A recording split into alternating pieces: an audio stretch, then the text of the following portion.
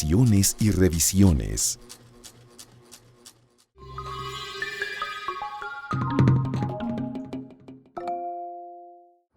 Bienvenidos a Visiones y Revisiones, una mirada al desarrollo de las artes en México. Yo soy Gabriela Ramírez y en esta ocasión vamos a bailar y a deleitarnos con lo mejor de la música emergente alternativo de vanguardia.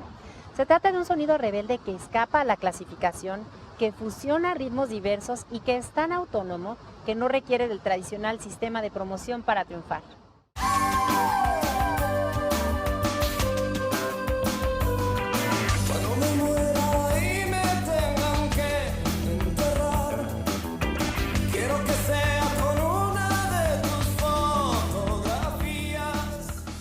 En aquellas épocas, cuando empezamos a formar la banda, pues no se podía tocar.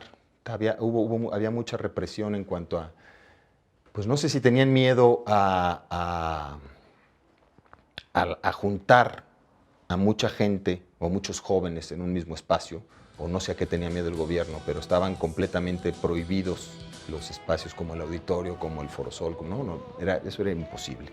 Entonces ahí existían los que se llamaban hoyos funkis, que eran lugares pues, con unas condiciones bastante malas, pero donde se podían hacer las cosas como muy clandestinas, pues, ¿no?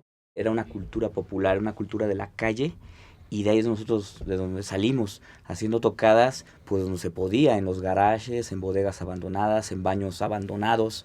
Ahí empezamos nosotros, tomando primero esos espacios, y después, poco a poco, se empezó a dar como ese boom rockero, escasero, lo que sea, pero empezó a salir más hacia los medios, hacia las calles, hacia los espacios. Poco a poco se fue abriendo, poco a poco. De repente mandan llamar gente las disqueras, mandan llamar gente del extranjero que son especialistas en rock, porque aquí no había gente que conociera de esto. Entonces mandan a llamar a argentinos, españoles, a ver, para que vieran toda la oferta que había una muy buena oferta, qué era lo que valía la pena firmar y cómo se debía de manejar. Los medios casi no se ocupaban del rock, eran contables, ¿no? Las estaciones. Desde luego, Caifanes con La Negra Tomasa a fines de los 80 logra que un grupo de rock local, nacional, fuera programado en todas las radiodifusoras del país, de todos los formatos, de todos los géneros, porque era una pieza con influencia de una guaracha, que es la Negra Tomasa, vuelta cumbia además, vuelta en ese entonces hablaba de música tropical, chunchaca, ¿no? Y entonces entró a todos lados. La radio fue lo que dividió, musicalmente hablando, el fin del siglo anterior y el principio de este, ¿no? O sea, cuando yo crecí, que escuchábamos la radio con apasionamiento, que estaba WFM, que fue un bastión de la música, no nada más trajo la música española, sino que también trajo la música argentina, impulsó el rock en español mexicano, pero había una curaduría de muy buen gusto ahí, había un acercar bandas de mucha calidad a los jóvenes y te hacían saborear, ¿no? Las nuevas canciones, las nuevas bandas. ¿Qué música hemos oído en los 2 últimos decenios? Nortec prueba que una música periférica de Tijuana puede poner a bailar a todo el mundo.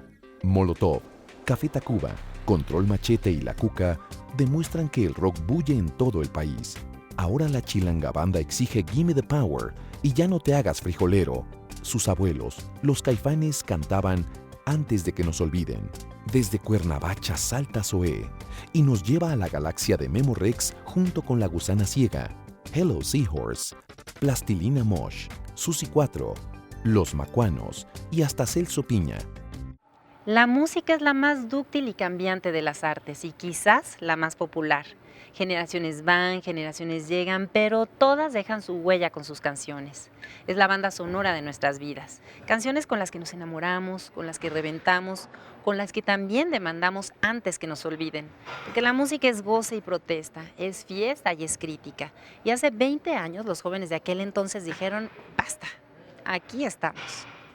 Nosotros recuerdo de haber llegado, una vez tocamos en el Hotel de México, ya cuando empezaba a haber movimiento y había chance de hacer conciertos, tocamos con Miguel Mateos, no teníamos disco y había, pues no sé, 5,000 personas, que en ese momento para nosotros era una bestialidad, era muchísima gente. Empezamos a tocar y la gente cantaba las canciones y decíamos, bueno, ¿y esto de dónde? ¿Cómo es posible? ¿De dónde se las aprendieron? ¿No? ¿Cómo conocen las canciones? Y era gente pues, que estaba muy ávida de tener sus bandas, ¿no? de escuchar otra cosa que no fuera los artistas prefabricados que existían y el pop que estaba ahí, ¿no?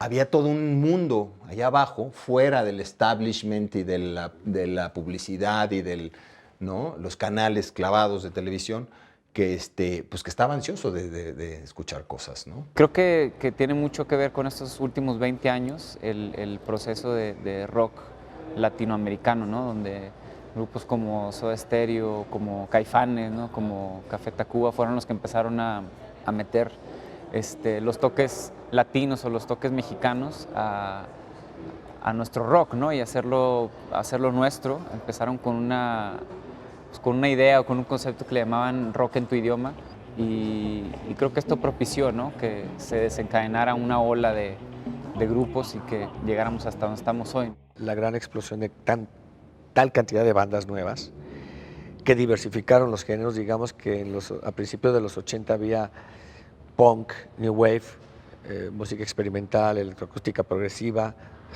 rhythm and blues, rupestres, pero de repente empieza a haber cada vez más diversidad de géneros.